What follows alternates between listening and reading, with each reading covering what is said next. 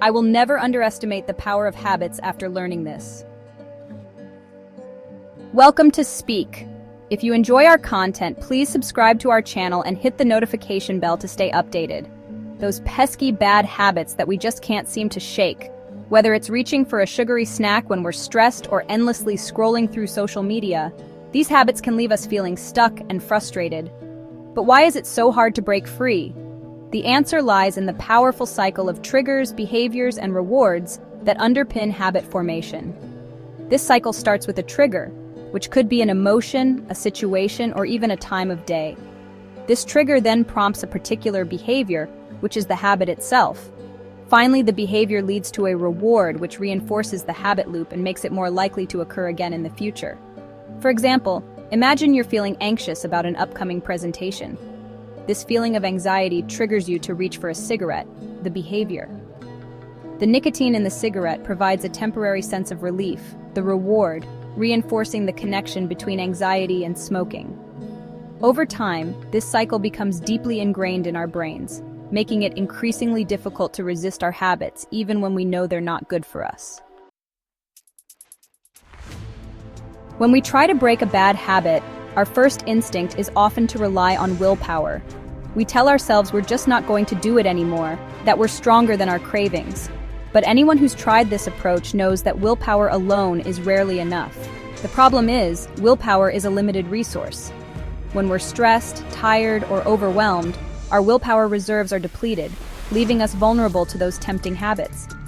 This is because our brains are wired to seek pleasure and avoid pain, and habits are essentially shortcuts our brains have developed to achieve these goals with minimal effort. When we try to resist a craving, we actually activate the part of our brain associated with craving and desire. This means that resisting a craving actually makes it stronger, leading to a vicious cycle of craving, resistance, and eventual relapse. In essence, trying to break a bad habit by sheer willpower is like trying to stop a river from flowing. It's simply not a sustainable solution. So if willpower isn't the answer, what is? The answer, it turns out, lies in cultivating a mindful awareness of our habits. Mindfulness, in its simplest form, is the practice of paying attention to the present moment without judgment. Unlike willpower, which relies on force and suppression, mindfulness encourages us to turn towards our experience with curiosity and openness. Rather than trying to fight our cravings, we learn to observe them with a sense of detachment, noticing the physical sensations, thoughts, and emotions that arise without getting swept away by them. This practice of non-judgmental observation is key to breaking the cycle of triggers, behaviors, and rewards. By becoming more aware of our habits, we start to see them for what they are: automatic responses to certain triggers that don't actually bring us the lasting satisfaction we crave. Section 4. Curiosity over craving: how mindfulness works. But how does mindfulness actually help us break free from these ingrained patterns? It all comes down to curiosity. When we approach our cravings with curiosity, we start to disentangle ourselves from the automatic, reactive cycle of habit. Imagine you have a craving for a sugary drink. Instead of immediately giving in, or trying to suppress the craving, you pause and observe the sensation. What does the craving feel like in your body? Where do you feel it? What thoughts are running through your mind? As you observe these sensations and thoughts without judgment, you may notice that the craving itself begins to lose its grip on you. You start to see that it's simply a temporary sensation, a wave of energy that will eventually pass. This process of mindful observation allows us to create a space between the trigger and our habitual response. In that space, we have the opportunity to make a conscious choice about how we want to respond. Section 5. Mindfulness in action: breaking the smoking habit.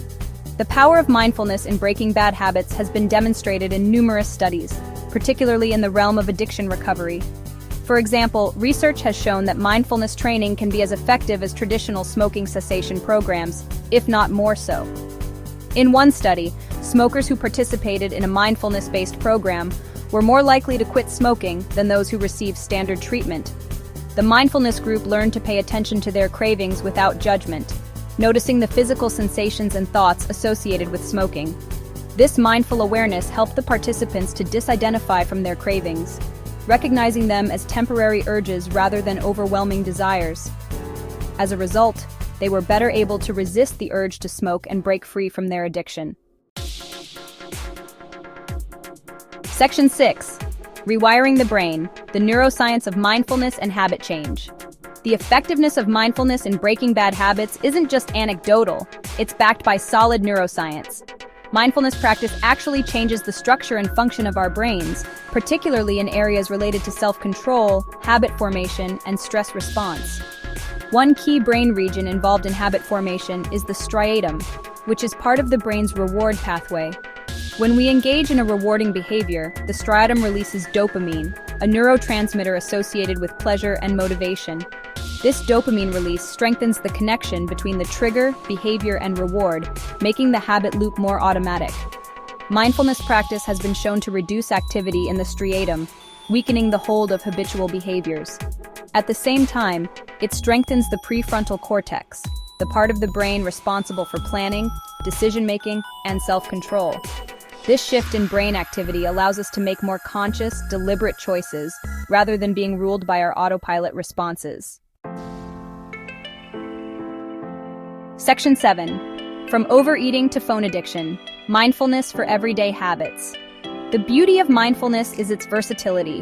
While it's proven effective in addressing serious addictions like smoking, its applications extend far beyond that.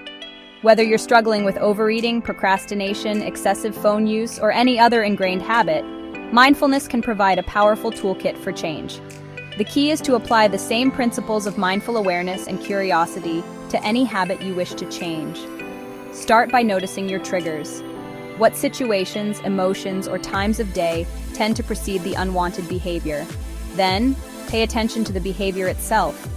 What does it feel like in your body? What sensations, thoughts, and emotions arise? By becoming more aware of the entire habit loop, you can begin to interrupt it and make more conscious choices. Remember, mindfulness isn't about being perfect.